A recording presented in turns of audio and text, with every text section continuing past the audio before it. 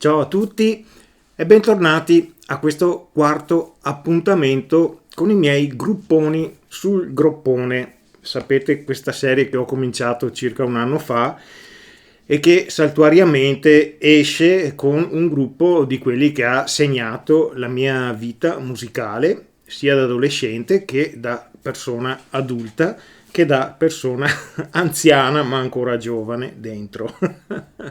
Oggi andiamo a parlare di un gruppo iconico, un gruppo famosissimo, un gruppo che in tutto il mondo ha venduto milioni e milioni di dischi, e cioè, penso che se siete qui lo sapete già, sono i Rush, un gruppo che, come ripeto, per me è stato importante, anche se non fondamentale. In questa serie faccio una carrellata di tutti i gruppi importanti della mia vita. Per l'occasione rispolverò anche questa bella maglietta che avevo comprato anni fa, mi sembra adatta all'occasione. Cosa dite voi? Allora, i Rush. E i Rush li ho conosciuti che ero adolescente grazie a un amico, Franchino, che poi con il quale poi ho inciso anche 2 dischi. Lui era un tastierista e mi fa: senti questi come suonano, senti. Lui li aveva conosciuti tramite una trasmissione radiofonica, perché una volta c'erano ancora delle radio che magari a notte fonda però trasmettevano buona musica, musica non commerciale, cosa che adesso è praticamente quasi impossibile da sentire. C'è proprio, la musica è solo commerciale e basta. Ecco, questa serie sta avendo una buona fortuna e se già non siete iscritti e volete restare informati sia su questa mia serie che su tutto il resto del mio canale che riguarda la chitarra e la musica in generale, vi prego di considerare di iscrivervi e di restare così sempre in contatto e formiamo una bella community, nonché mi aiutate veramente moltissimo con il canale. Vi ringrazio di cuore, grazie ancora e andiamo avanti. Allora, i Rush si sono formati nel 1968, erano ancora veramente dei ragazzini, andavano ancora a scuola e sono nel tempo diventati un'icona del rock progressivo e del metal progressive.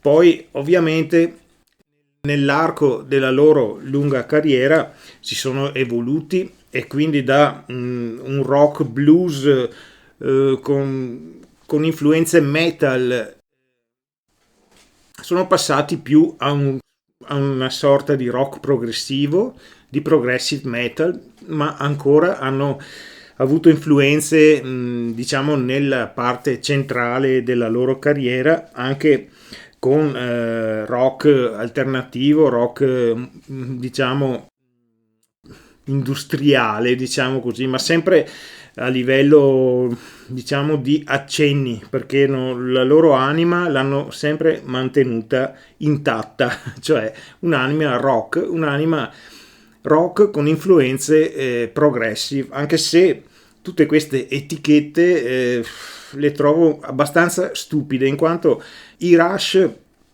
hanno sempre proposto un loro genere di musica, non hanno mai copiato da nessuno, hanno creato questa loro musica. Erano un trio che suonava come una band di 5 o 6 elementi, avevano una potenza pazzesca dal vivo, ma anche in studio ovviamente. Io ho avuto la fortuna di vederli dal vivo e vi assicuro uno spettacolo straordinario anche a livello scenografico, per cui 3 grandi musicisti e 3 professionisti di altissimo livello.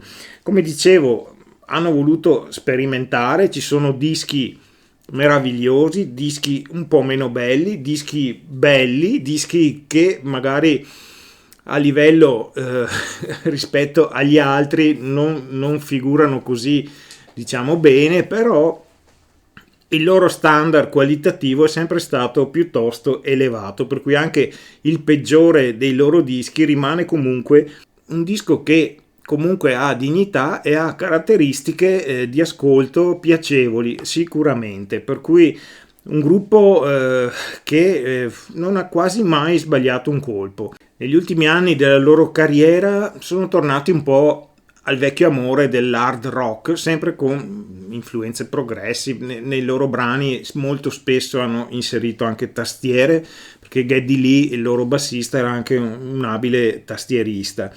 Ecco, hanno influenzato decine di gruppi metal, rock progressive, metal progressive, come non so, gli Anthrax, i Dream Theater, i Symphony X, i Rage Against the Machine, i Primus, solo per fare alcuni nomi. Sono tutti in parte debitori anche ai Rush per la loro musica. Ma andiamo a vedere un po' quali sono i loro inizi.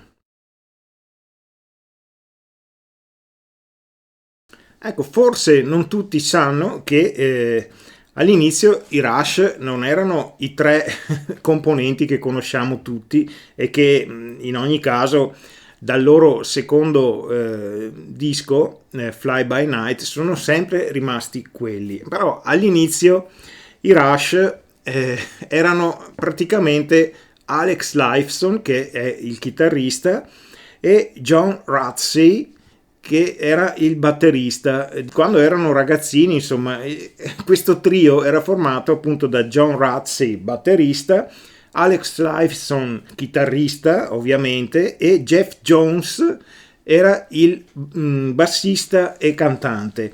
Questo è stato il primo nucleo dei Rush. I Rush hanno cominciato a suonare assieme e il nome proprio Rush è dovuto all'intuizione del fratello di John Rutsey, il batterista, che si chiamava Bill Rutsey. Quindi lui suggerì il nome Rush e loro lo presero. Poi, dopo pochi mesi, Jeff Jones, è durato veramente poco, viene subito rimpiazzato da Geddy Lee, che anche lui da quel momento, anzi no, c'è una sorpresina, poi vi dico. Geddy Lee rimpiazza Jeff Jones e continuano così a suonare. Ma alla fine dell'anno del 68 si aggiunge un quarto membro, per cui per qualche mese i Rush sono rimasti erano in quattro, e si chiama appunto Lindsey Young. Era un polistrumentista e cantante, e decise, essendo più anziano di loro e anche più maturo musicalmente, volle che il nome Rush venisse cambiato in Hadrian. Vabbè, io preferisco Rush, però vabbè, cominciarono a suonare come Hadrian e cominciarono ad avere anche un buon successo nell'Interland di Toronto, perché loro sono nati a Toronto. E niente, continuarono a suonare per un bel po' in vari locali e varie esibizioni in vari festival a Toronto ed in Canada. Ecco, diciamo, non uscivano dai loro confini. Poi Rutsey, il batterista, deve essere stato un po' un peperino, perché ha convinto gli altri a licenziare Geddy Lee, per cui Geddy Lee se ne andò e venne sostituito da un altro bassista che si chiama Joe Perna. Queste sono tutte meteore, ovviamente, già lo sapete. Poi comunque Geddy Lee se ne andò e formò subito un altro gruppo, i Judd, venne subito seguito da Lindsey Young, per cui Alex Lifeson e John Rutsey rimasero in due da soli, per cui il gruppo Hadrian si sciolse.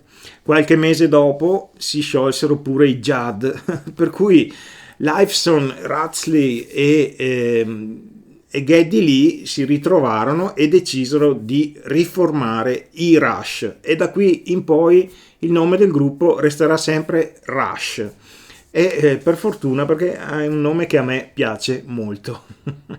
Come Rush facevano dei concerti proponendo ovviamente cover, come capita alle band anche qui di casa nostra. Anche loro erano compagni di scuola, andavano alle stesse scuole, suonavano e volevano proporre anche la loro musica, per cui in mezzo a qualche cover piazzavano anche dei brani di loro composizione. Per un periodo, e questa è l'ultima volta che succede, provarono ad essere di nuovo in 4. Inserirono un chitarrista che si chiamava Mitch Bossi, probabilmente di origini italiane, ma questo chitarrista non resistette e se ne andò dopo pochi mesi perché era troppo impaurito, diciamo, dalla caparbietà e dalla volontà del resto del gruppo di farcela, di volercela fare. Tant'è vero che ad un certo punto Alex Lifeson e Geddy Lee lasciarono la scuola, erano compagni di classe e decisero di tentare il tutto per tutto con la carriera musicale e quindi mollarono la scuola e si misero a suonare a tempo pieno cercando di fare di questa loro passione una professione. Cominciarono a fare dei demo e cominciarono anche a proporli a varie case discografiche, le quali quasi tutte rifiutarono, anzi tutte probabilmente, per cui non si persero d'animo, fecero delle cose autoprodotte, fra cui anche il loro primo disco che è omonimo, si chiama Rush. Lo fecero come autoproduzione, se lo produssero da soli e andarono avanti così con concerti, si fecero il classico mazzo finché la Mercury, un'etichetta abbastanza grossa del momento, decise di metterli sotto contratto e ristampò di nuovo il loro primo disco, Rush. Rush esce nel 1971 e non si distingue certo per la sua eccezionale qualità. Ci sono dei pezzi gradevoli, però ancora abbastanza acerbi, abbastanza immaturi, ancora con moltissime influenze dei gruppi dell'epoca come i Led Zeppelin e altri gruppi, insomma molto orientato anche sul rock blues, cercando di buttarci dentro anche qualcosa di metal. Però è un disco che tutto sommato ancora si ascolta e ci sono dei brani che molto spesso hanno poi riproposto nei loro concerti dal vivo, come Working Man, che è il pezzo finale del disco. Working Man.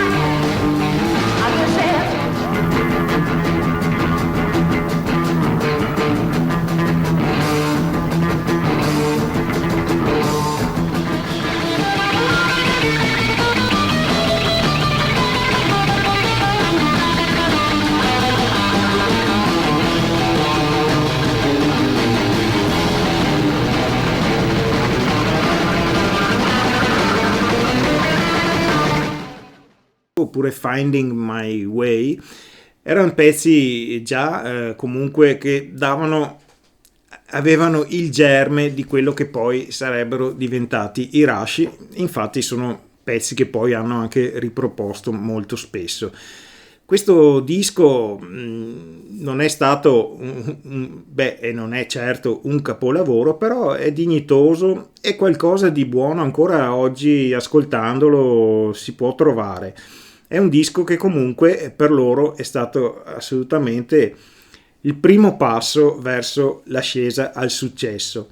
Dopo questo disco John Rutsey se ne va perché aveva anche dei problemi di salute, ma era diabetico e ad uno stato abbastanza avanzato, e però anche non aveva la stessa sintonia di visione con Alex Lifeson e Geddy Lee, per cui lasciò il gruppo.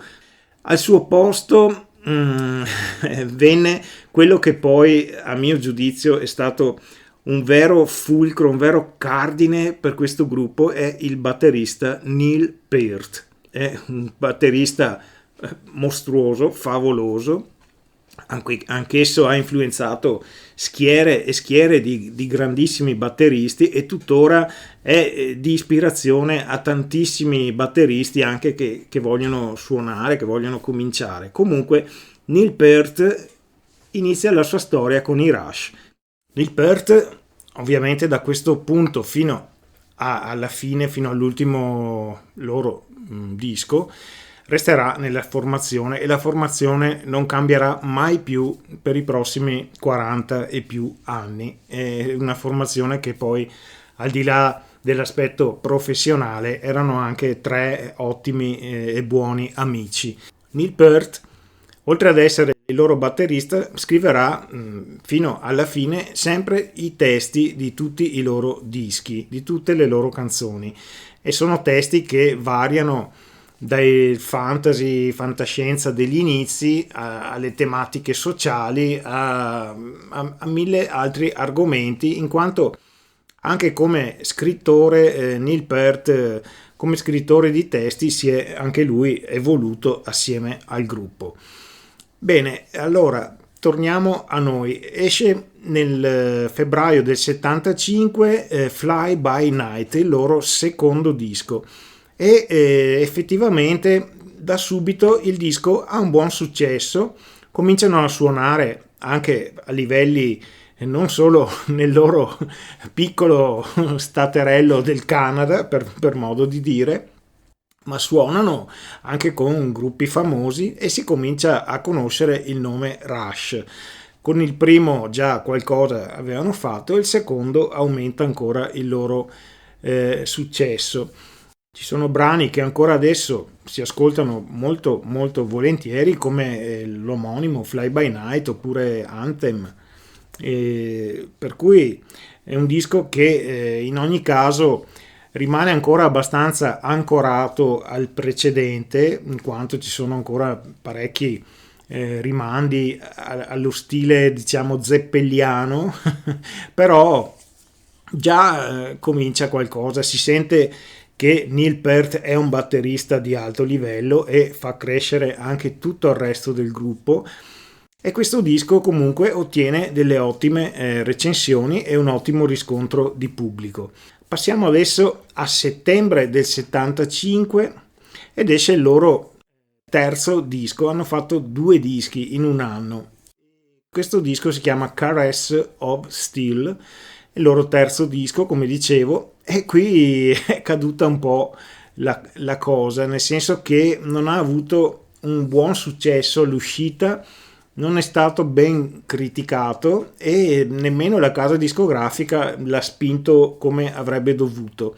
A mio giudizio, fare 2 dischi a distanza di qualche mese, perché il secondo l'hanno fatto in febbraio, il terzo in settembre, forse un po' troppo ravvicinati, e in ogni caso il disco non è stato un successo, e questo bisogna dirlo. Poi negli anni successivi è stato rivalutato, come spesso accade, però anche oggettivamente non è un disco, a mio giudizio, fra i loro migliori, anzi diciamo che forse Fly By Night è un po' più fresco. C'è da dire che su Caress of Steel, al di là delle loro doti tecniche, che sono sempre state più che ottime, comincia a spuntare anche un po' di influenza di rock progressivo, allungando i brani, mettendo dei testi un po' fantasy, un po' con richiami a Tolkien o altri scrittori simili, e però devo dire, mi trovo abbastanza concorde con la critica nel dire che questo disco non è fra i più memorabili dei Rush. Resta comunque un disco che si ascolta ancora volentieri. Anche da questo disco hanno preso dei brani che hanno poi riproposto molto spesso nei loro concerti, come ad esempio il loro brano d'apertura Bastille Day, che parla appunto della presa della Bastiglia, ed è in questo caso non è un brano fantasy. Bene, questo disco purtroppo per i Rush all'inizio non è stato certo ben voluto né dal pubblico né dalla critica.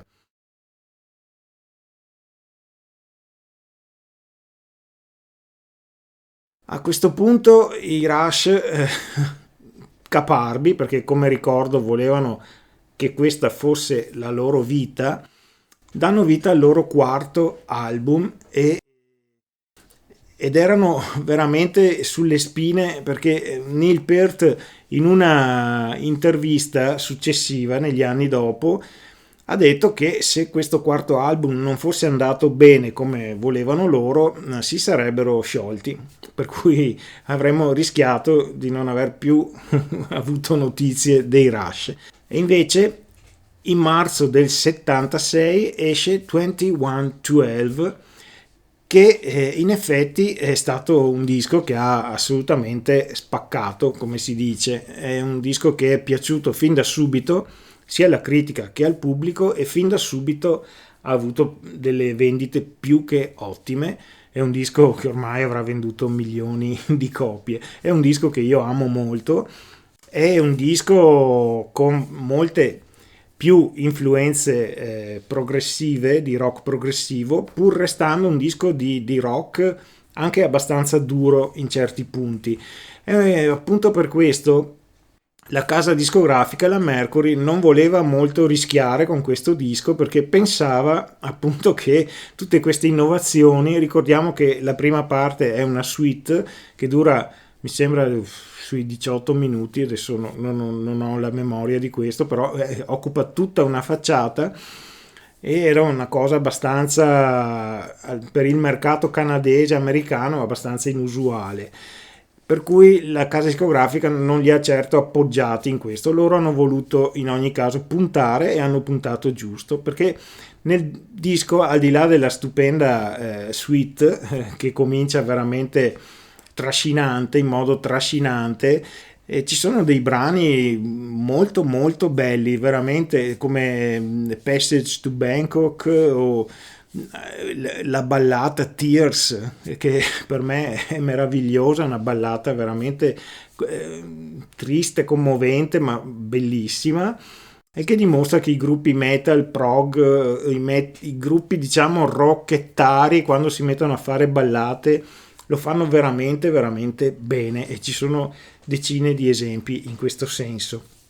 Ecco, tornando a noi, questo disco, come vi ho appena detto, ha avuto veramente un successo, ed è da qui che parte il successo dei Rush. Molti questo disco lo mettono nella loro prima fase assieme ai primi tre. Io sinceramente non lo trovo giusto, perché questo è un disco che ha veramente creato una rottura rispetto ai primi tre dischi. È molto molto più evoluto, molto più studiato, molto più bello, diciamoci qua, insomma, rispetto ai primi tre dischi.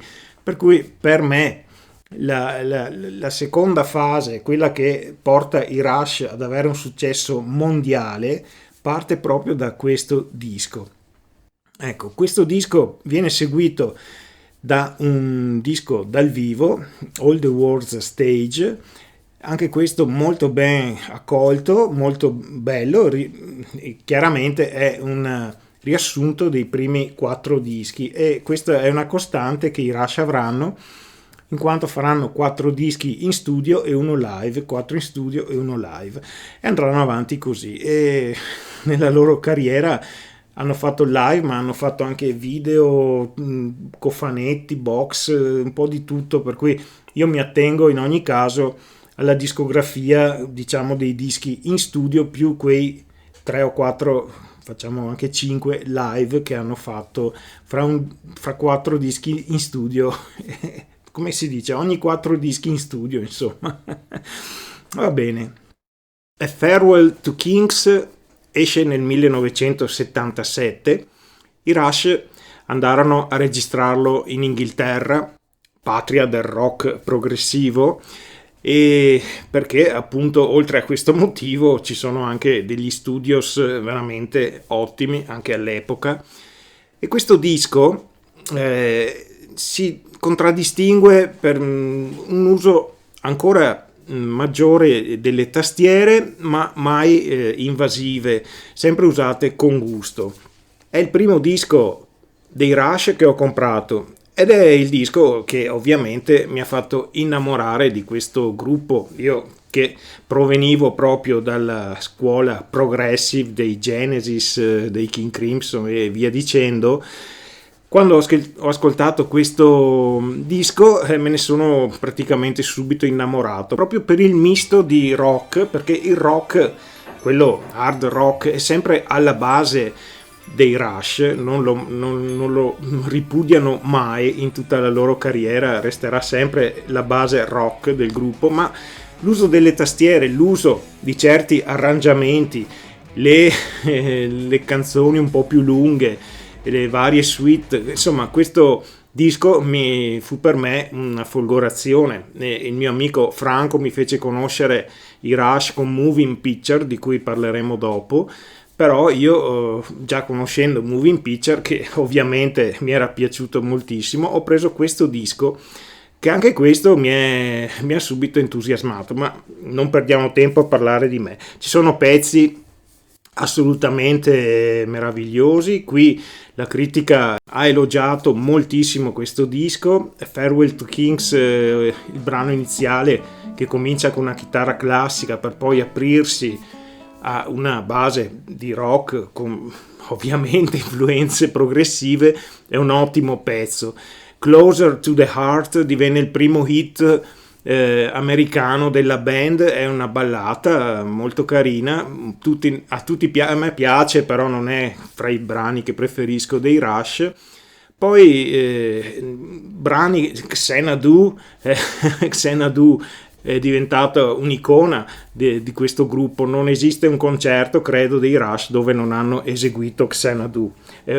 Anche Sinus X1, il brano finale, che dura anch'esso sui 8-9 minuti, come Xanadu, è un brano strumentale che poi farà da fil rouge per il disco successivo, questo ultimo brano. Farewell to Kings è il primo disco dei Rush che la casa discografica Mercury decide di esportare in Europa, e fecero bene, insomma, vedendo il crescente successo in America. L'Europa fu veramente invasa dai Rush e si crearono storme di fans fin da subito. Insomma, già li conoscevamo perché di importazione si arrivava a tutto, però avendo una distribuzione anche europea era molto più semplice trovare i loro CD. Dicevo, la critica ha accolto questo disco in modo entusiasta. Ci sono stati alcuni critici che hanno avuto da ridire sulla voce di Geddy Lee, e la voce di Geddy Lee è una cosa che effettivamente piace o non piace, oppure come nel mio caso all'inizio non mi piaceva perché è veramente molto acuta. Fanno fatica addirittura certe donne riescono a malapena ad arrivare a dove arrivava lui, però a parte che poi nei dischi successivi anche la voce di Geddy Lee si è abbassata di un tono e mezzo, anche forse dovuto anche all'età crescente, però era una voce che all'inizio poteva risultare abbastanza ostica, una voce in ogni caso unica. Forse io, provenendo dal prog con cantanti molto melodiosi, con voci molto calde, non ero proprio forse pronto a ricevere una sferzata così. Chi veniva invece dal metal o dall'hard rock, dove ci sono appunto molti più urlatori, forse l'ha accolta in modo migliore. Comunque la voce di Geddy Lee è una cosa che ha diviso per molto tempo i fan, almeno fino al loro settimo, ottavo CD, che poi dopo si è un po' addolcita anche la sua voce. Però questo disco in ogni caso è un disco assolutamente da avere dei Rush. Hemisphere, il loro disco successivo, esce nel 1978, anche qui un anno di tempo hanno avuto. Lo vanno a registrare questa volta in Galles, sempre comunque nel Regno Unito. È un disco che a me è sempre piaciuto, però fra, diciamo, il periodo prog rock dei Rush lo colloco a un gradino inferiore agli altri. La suite iniziale, che riprende il brano, come dicevo, finale del disco precedente, è molto lunga ed è a mio giudizio un po' disarticolata, un po' ripetitiva anche. È bella ma non l'ascolto così spesso, insomma, mentre l'altra facciata del disco, che comprende proprio 3 brani che sono Circumstances, The Trees e La Villa Strangiato, l'ascoltavo sempre. Per cui i brani Circumstances e The Trees sono brani hard rock, diciamo, con qualche accenno di tastiera e di progressive, mentre La Villa Strangiato è decisamente un brano hard rock con molte influenze anche flamenco.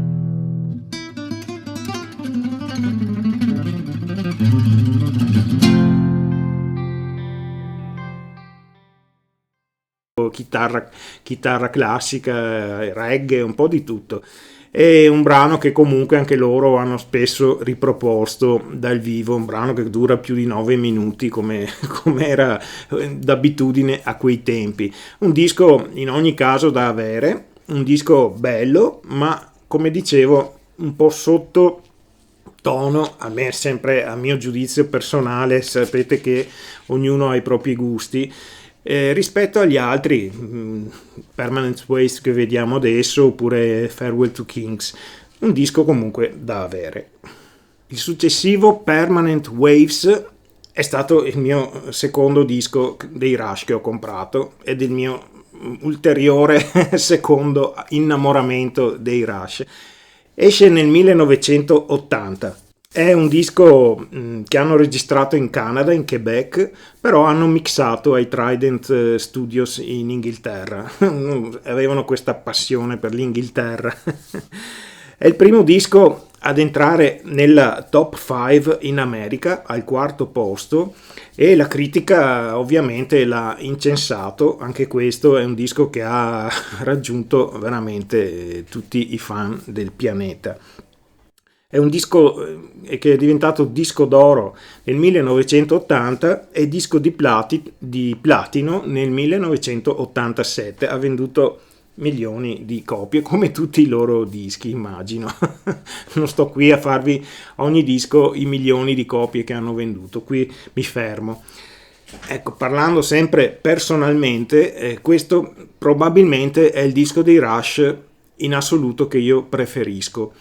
Lo preferisco anche al successivo Moving Picture, che vediamo subito, che tutti ritengono sia il loro capolavoro assoluto. Per me è Permanent Waves, è un disco che io ho amato molto. Sapete, poi i dischi a volte si allacciano a vari momenti della vita. Probabilmente in quel momento ero particolarmente felice e questo disco faceva un po' da sottofondo alle mie vicende, e per cui ho un ricordo bellissimo di questo disco e lo ascolto tuttora volentieri, senza nessun problema, perché anche dopo tanti anni questi dischi rimangono molto molto attuali. Ci sono dei brani assolutamente iconici, sempre riproposti dal vivo, come The Spirit of the Radio sul business delle radio in America ma anche nel mondo. Get the alarm going.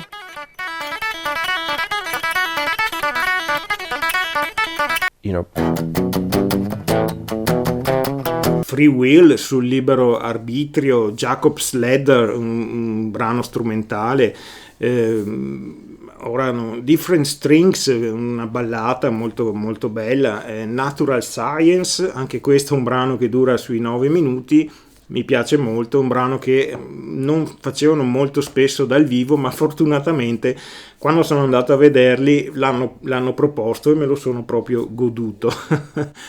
È un disco che consiglio spassionatamente a tutti, è un disco che chi volesse cominciare un percorso sulla discografia dei Rush, consiglio questo disco come primo disco, o diciamo se la batte un po' col precedente Farewell to Kings e mentre Moving Picture lo prenderei per terzo. Sono 3 comunque capolavori, cioè uno dei 3 va bene insomma, però questo sarà a livello personale, che è il mio preferito, lo consiglio più degli altri. Neil Peart ebbe a dire che questo disco riuscì benissimo al gruppo, anche perché in fase di registrazione erano molto sereni e molto rilassati e venivano da sole le canzoni, e hanno registrato questo disco, mi sembra, in 3 settimane, proprio perché c'era un bellissimo clima in studio di registrazione. Io che fortunatamente, avendo inciso dei dischi, ci sono stato in studio di registrazione, so bene che può capitare che ci siano dei nervosismi, delle cose che non vanno, per cui avere tutto che fila liscio è una cosa non molto frequente in studio di registrazione, e questo forse è anche uno dei motivi per cui il CD è venuto così bene. E siamo arrivati a Moving Picture, che è uscito nel 1981. Questa volta il disco è stato realizzato in Canada, però non ha nessuna influenza su quello che poi è stato il successo e la resa soprattutto finale del disco. Da tutti è considerato il più grande successo dei Rush, e probabilmente, anzi sicuramente lo è, sia come vendite che come critica entusiasta. È un disco ovviamente stupendo che, come vi ripeto, io i Rush li ho conosciuti con questo disco tramite un amico, ma chiunque capiti ad ascoltare questo disco sicuramente magari le note di Tom Sawyer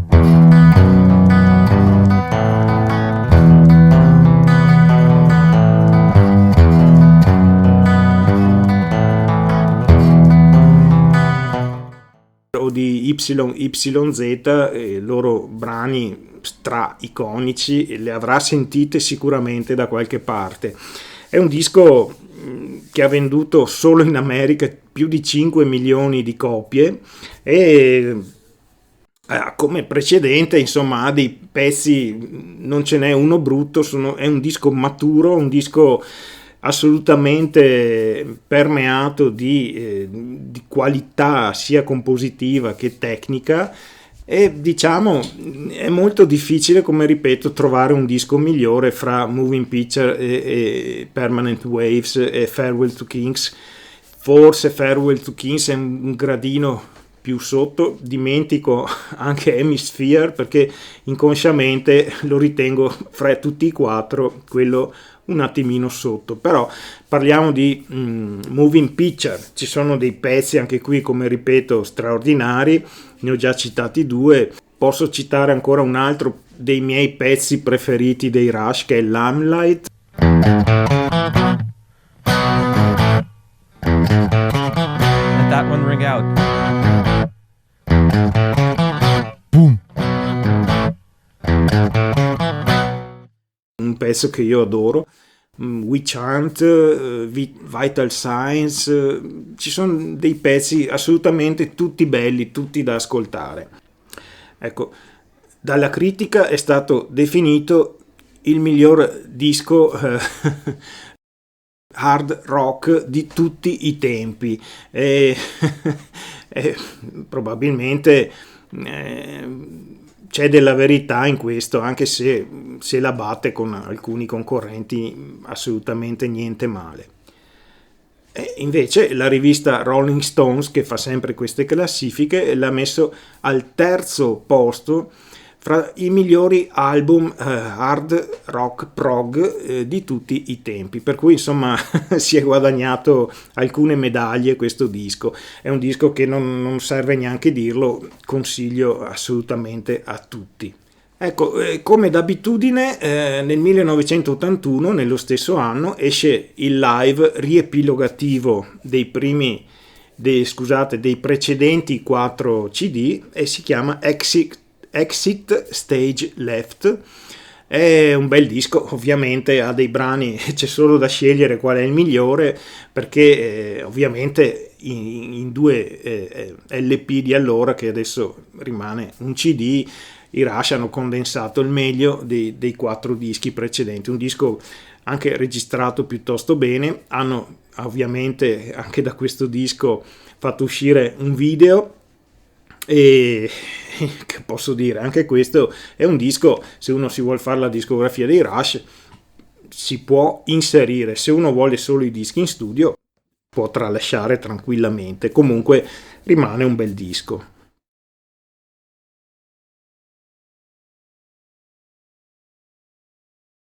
La loro terza fase, che per me io, come avete visto, ho chiamato consolidamento, cioè un consolidamento del successo e della fama raggiunta con i dischi precedenti. A questo punto, dopo un disco come Moving Picture, era veramente molto difficile andare avanti e continuare a mantenere certi livelli, e a mio giudizio i Rush hanno avuto l'intelligenza di dire invece di riproporre una copia magari anche bella, però non sarà mai uguale al disco precedente, facciamo qualcosa di nuovo, cominciamo a inserire qualche nuovo elemento. Per cui questa fase di consolidamento vede anche un variare di quella che è la loro musica, di quella che è il loro modo di comporre.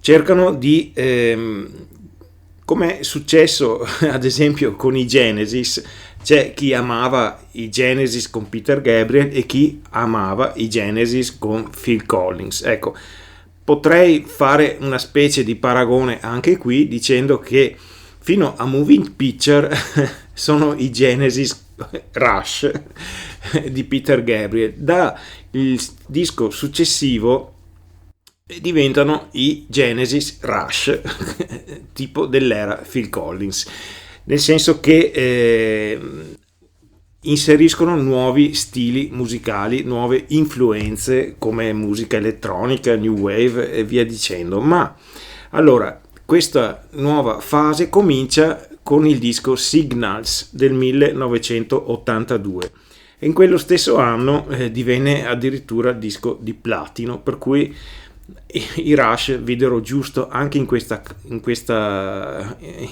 fase. Ecco, il disco però ebbe una nascita piuttosto travagliata, ci furono molte tensioni in studio perché ogni membro del gruppo aveva un'idea diversa su come procedere. Avevano deciso di non fare un doppione di Moving Picture, ma di trovare qualcosa di nuovo da proporre.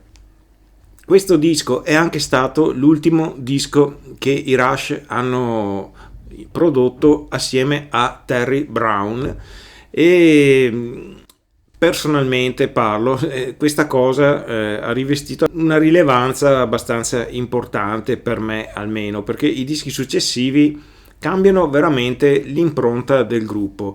Ecco, la critica, come dicevo, l'ha accolto in modo abbastanza positivo, però gli stessi Rush, come dissero in interviste poi future, non furono per niente contenti del risultato del disco. Devo dire, a me il disco è sempre piaciuto, ci sono dei pezzi piuttosto belli e soprattutto c'è un brano, Losing It, una ballata molto lenta che è meraviglioso. Questo parlo a mio gusto personale, ma in ogni caso secondo me è un disco più che dignitoso, un disco che comunque segna una svolta rispetto al disco precedente. Il disco successivo, Grace Under Pressure dell'83, divenne anch'esso disco di platino nell'84, per cui, come dicevo, i Rush avevano veramente consolidato il loro successo. Ogni nuova uscita diventava disco d'oro, disco di platino, ecco, per cui non avevano grossi problemi a livello di popolarità e di vendite.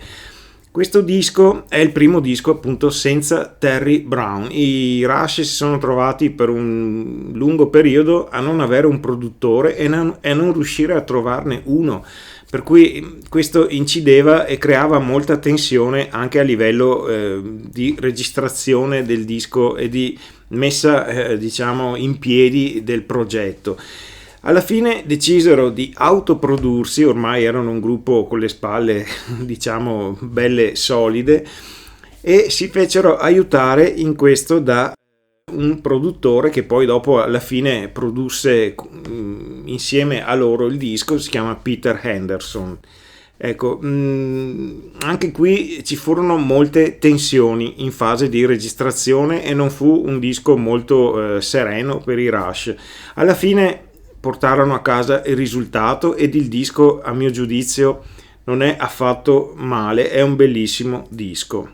C'è da dire che al tempo non fu apprezzato da tutta la critica, anche qui la critica si divise, anche perché la qualità sonora del disco, l'incisione del disco non piacque a moltissimi. Molti rimpiansero il precedente produttore Terry Brown, perché questo disco risultava un po' più freddo anche come ascolto, nel senso suoni un po' più metallici, un po' più acuti, una registrazione forse mirata anche ad accattivarsi un pubblico che nel frattempo rispetto a 10 anni prima era anche cambiato sia come età che come gusti, cercando forse di attirare nuovi adepti, nuovi fan, e penso ci siano riusciti. Comunque è un disco che anche a me non è mai dispiaciuto, lo ascolto ancora volentieri. Ci sono pezzi molto belli, come ad esempio Between the Wheels o Distant Early Warning, il brano iniziale. Comunque è un disco che a me è sempre piaciuto, la critica si è un po' divisa, ma che comunque consiglio di avere in una eventuale loro discografia. Nel 1985 uscì Power Windows, un nuovo disco e un nuovo produttore. Il nuovo produttore si chiamava Peter Collins ed era un produttore che volle imporre, insomma cercò di trasformare un po' il suono dei Rush e ne risultò un disco assolutamente iperprodotto. E anche Neil Peart in una intervista poi disse che a lui è sempre sembrato un album assurdamente iperprodotto, troppo prodotto, nel senso che ci furono sperimentazioni, ci fu un po' di tutto, tentarono la carta anche di metterci un po' di new wave, di rock industriale e via dicendo. Questo disco alla critica non piacque moltissimo, anche se le vendite in ogni caso andarono bene. Un disco che anche a me non ha mai entusiasmato moltissimo, un disco che non ho mai ascoltato molto volentieri. Parlo ovviamente sempre a livello personale, so bene che ci sono molti fan dei Rush che invece lo amano e va benissimo così. Tutto il disco è diciamo ispirato alla tematica del potere, ai vari eccessi che questo comporta, alle varie tragedie, anche diciamo alla forma che il potere assume in vari aspetti della vita umana. Su questo disco devo parlare a nome personale, non ci sono pezzi che spiccano o che si ricordano come memorabili, c'è Big Money o Marathon o altri brani che hanno anche riproposto spesso dal vivo, però a me non sono mai entrati realmente nel cuore. Un disco che comunque ovviamente non posso dire che è brutto, è un disco comunque sempre a livello più che dignitoso, ma non lo trovo certo uno dei migliori di questo gruppo. Hold Your Fire esce nel 1987 ed è l'ultimo album di questa terza fase, diciamo, che io ho chiamato consolidamento dei Rush. È un disco che vira abbastanza verso l'elettronica, la new wave, sempre, come ho sempre detto, mantenendo comunque una solida base hard rock e qualche influenza progressive. La si trova comunque in ogni disco dei Rush, anche precedente a questo. E le canzoni diventano più, diciamo, canzoni rispetto ai brani lunghi di una volta. Adesso insomma, siamo sui 3-4 minuti. Il disco è evidentemente un tentativo di trascinare dentro anche utenti o ascoltatori o possibili fan che ascoltano altri generi. Ecco, un disco che a me, lo dico senza problemi, non è mai piaciuto più di tanto. Diciamo che Power Windows e questo Hold Your Fire sono forse i dischi dei Rush che io ho ignorato di più, e magari proverò adesso a riascoltarli con più attenzione, però posso già dire che a mio gusto personale non sono certo fra i dischi che io amo di più di questo gruppo. In ogni caso, lo ripeto ancora, rimangono sempre dei dischi più che piacevoli da ascoltare.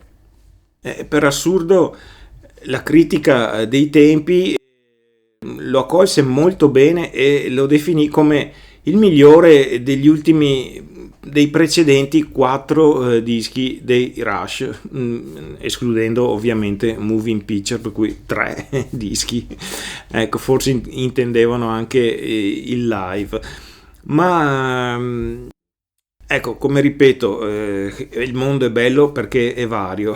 La critica lo ha osannato, molti fan non lo amano molto. Una curiosità, il retro di questo disco, che ha un'ottima illustrazione, sarebbe dovuta essere la copertina, e non so per quale motivo hanno invece preferito mettere come copertina quella che in realtà era prima il retro. Secondo me una copertina dove appunto ci fosse stata il retro sarebbe, sì, mi sto un po' incasinando, però avete capito, insomma, il retro a mio giudizio è più bello della copertina. Ecco, dopo i soliti 4 dischi arriva il solito live riepilogativo, e qui spendo poche parole perché, a parte che stiamo andando veramente lunghi, e se siete ancora con me siete proprio favolosi.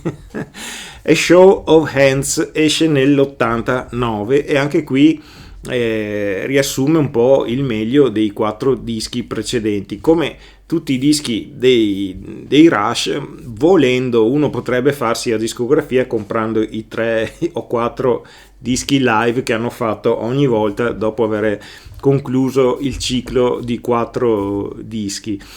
Però non consiglio di farlo, anche se sono dei bellissimi dischi dal vivo. Ecco, anche questo è un bel disco, come dicevo riassume i 4 dischi precedenti, e tutto qui, non aggiunge e non toglie nulla alla discografia dei Rush.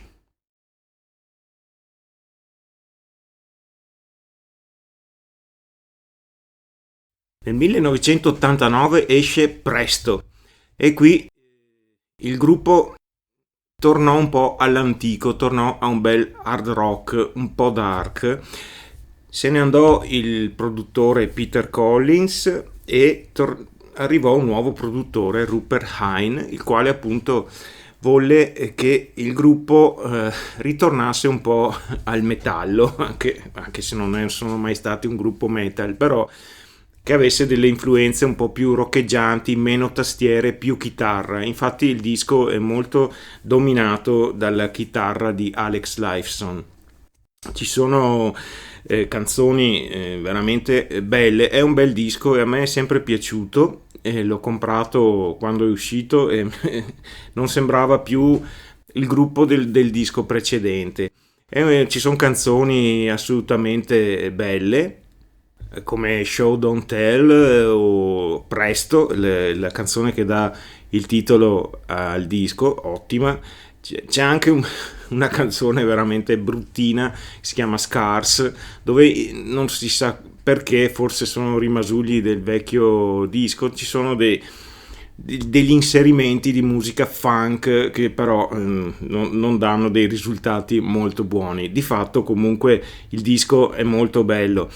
E infatti come sempre Neil Peart nelle sue dopo dichiarazioni disse che non succedeva da molto tempo che in studio di registrazione il gruppo fosse così sereno e tranquillo, per cui il disco venne fuori in un'atmosfera rilassata e appunto favorevole anche alla creazione dei brani.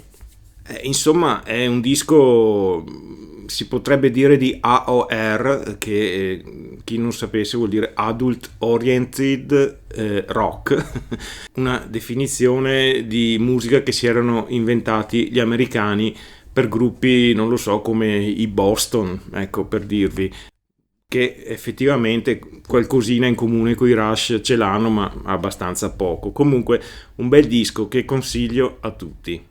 Il disco successivo, Roll the Bones, esce nel 91 e cominciano fra un disco e l'altro i Rush a prendersi delle pause un po' più lunghe. Probabilmente adesso possono anche permetterselo, dato che il loro successo è ormai mondiale e non accenna a scendere, per cui ogni nuovo disco dei Rush è un piccolo evento. Dunque Roll the Bones è il primo disco dopo Moving Picture a entrare nella top 5 in America, al terzo posto addirittura, e prosegue lo stile che avevano cominciato con presto, cioè meno tastiere e più chitarre, molto roccheggiante anche questo disco. Bravado è un pezzo assolutamente che starebbe bene anche nei dischi precedenti, dove appunto c'era un maggiore uso di chitarra. Comunque un bel brano. Anche qui ci buttano un pezzo che c'entra molto poco con il resto del disco, Where's My Things, dove inseriscono momenti funk, momenti rap che proprio non ci stanno, come i cavoli a merenda, classicamente parlando. E il resto del disco ha dei pezzi più che buoni. Roll the Bones è una bella canzone, è un bel disco anche questo da avere e lo consiglio. Anche qui la registrazione del disco è andata bene. Diceva sempre Neil Peart che registrare questo disco ha dato al gruppo un nuovo entusiasmo, una nuova voglia di ripartire. Un disco che consiglio anche questo. Dopo altri 2 anni, nel 93, esce Counterparts e torna come produttore Peter Collins. Il disco parla di temi oscuri e emotivi come il dolore, la tristezza, le emozioni, ma parla anche d'amore. Ci sono anche pezzi dove appunto si parla d'amore, come The Speed of Love o Nobody's Hero. E la chitarra anche in questo disco domina. Ci sono sempre le tastiere, ma sono messe un po' più in sottofondo, non dominano come nei dischi precedenti. Gli arrangiamenti sono piuttosto aggressivi, anche se ci sono elementi di rock alternativo e solito, insomma new wave. Si cerca di stare anche nel tempo in cui il disco è stato realizzato, però sono delle influenze che non rovinano la facciata generale del disco. Il disco è un bel disco, anche se all'uscita aveva un po' diviso, c'era chi non lo amava moltissimo, la critica lo ha accolto molto bene. Io ricordo che quando uscì non ne fui proprio felice, poi riascoltandolo anche in questi giorni per appunto rinfrescarmi la memoria per fare questo video, devo dire che l'ho apprezzato di più di quanto non lo avessi apprezzato ai suoi tempi, per cui un disco che in ogni caso ritengo sia un buon disco.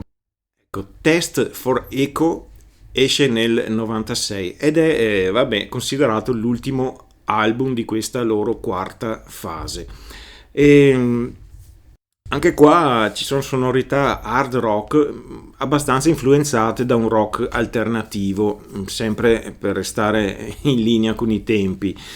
Ecco, io una nota personale, devo dire che questo è l'ultimo disco dei Rush che ho acquistato, e poi da qui in poi non li ho più seguiti molto, perché sì, quando usciva un loro disco lo ascoltavo, lo valutavo, ma non hanno più raggiunto i livelli che hanno avuto e lo standard che hanno avuto fino a questo disco. I dischi successivi sono gradevoli, piacevoli, ci mancherebbe, sono 3 musicisti paurosi però non hanno più quella verve, si sente che il gruppo è leggermente stanco, dopo 30 anni e più di carriera ci sta che siano anche stanchi, anche l'età avanzava.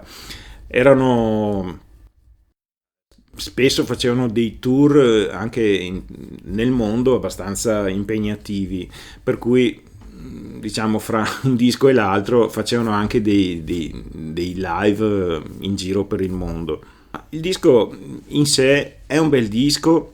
Test for Echo, il brano iniziale, è molto carino, molto bello. Ci sono tutti i brani di buon livello in questo disco. Diciamo, come dicevo, per me è l'ultimo disco da avere dei Rush. Ovviamente è un mio parere personale. I dischi successivi, a mio giudizio, cominciano a far vedere qualche crepa nell'unione e nella voglia di fare dei Rush. Comunque, ecco, un disco assolutamente promosso e anche la critica al tempo lo accolse piuttosto bene.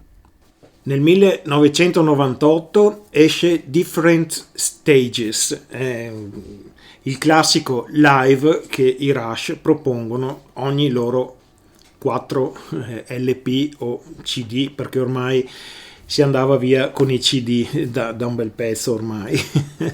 Ecco, questo disco, come tutti i live del gruppo, è un bel disco e propone, come ho detto, il meglio dei 4 dischi precedenti, e questo disco chiude anche la loro cosiddetta quarta fase.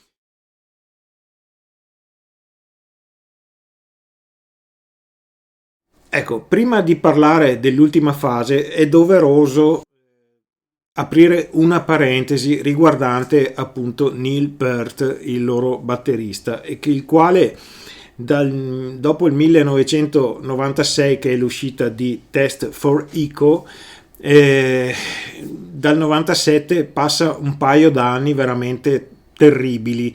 Nel 97 muore in un incidente stradale sua figlia Selena, e oltre a questa enorme disgrazia, l'anno successivo, nel 98, sua moglie Jacqueline Taylor muore di cancro. Figurate che botta che deve essere stata per lui. Ecco, poi nel 2000 si è risposato con la fotografa, scusate ma mi serve, Carrie Nuttall, che le è stata presentata da mi sembra da un produttore o un fotografo che seguiva la band. Ecco, ha ritrovato un po' di serenità. Nel frattempo, dopo la morte della moglie, l'anno dopo intraprende un viaggio in moto solitario che durerà un anno intero e lo porterà attraverso il Canada, gli Stati Uniti e il Messico, e da questo viaggio ne uscirà un libro scritto da lui che si chiama Il viaggiatore fantasma. Io ce l'ho e l'ho letto e onestamente l'ho trovato abbastanza noioso, ma ovviamente bisogna anche entrare nello spirito con cui Neil Peart ha scritto questo libro. Ecco, Neil Peart è deceduto nel 2020 per un cancro al cervello. Veramente gli ultimi anni di vita di questa persona, di quest'uomo, sono stati abbastanza segnati da disgrazie non banali e non piccole soprattutto. Era una persona carismatica, una persona intellettuale, era chiamato il professore dai suoi compagni Alex e Geddy, e era amatissimo. Insomma, la sua morte ha segnato il gruppo veramente a fondo. Giriamo pagina.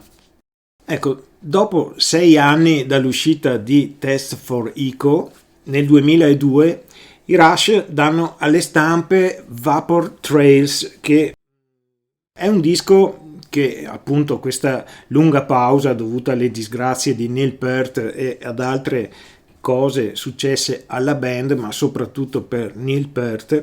È un disco che viene subito accolto molto bene dalla critica e anche dai fans. Si torna a parlare di hard rock, è un album potente dove la chitarra domina la scena. È un album, come ho detto, duro, di hard rock. Tornano un po' di influenze progressive, però il disco colpisce nel segno, la critica lo accoglie più che bene ed è un disco che i fan amano molto.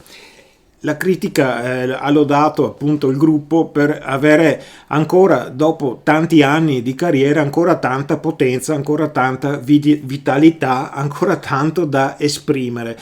Un rientro sulle scene veramente con i fiocchi per i Rush. Nel 2006, anche qui una bella pausa di 4 anni, si sono presi i Rush, dove comunque hanno fatto, come spesso succedeva, dei tour in giro per il mondo.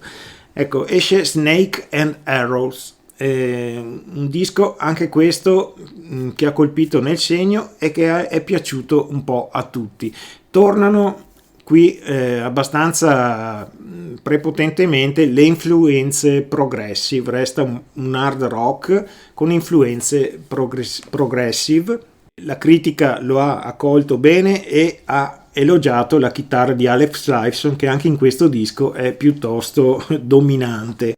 Ci sono comunque anche le tastiere e Geddy Lee e Neil Peart sempre più in forma. In questo disco suona assolutamente paurosamente.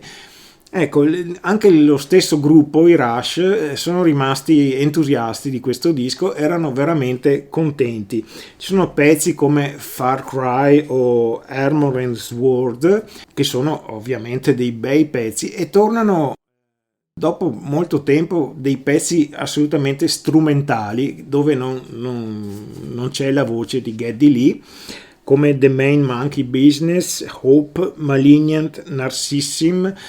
Leggo perché, come ho detto in precedenza, questi dischi a suo tempo li ho abbastanza snobbati, li ho rivalutati ascoltandoli adesso per preparare il video, e devo dire sono dei bei dischi.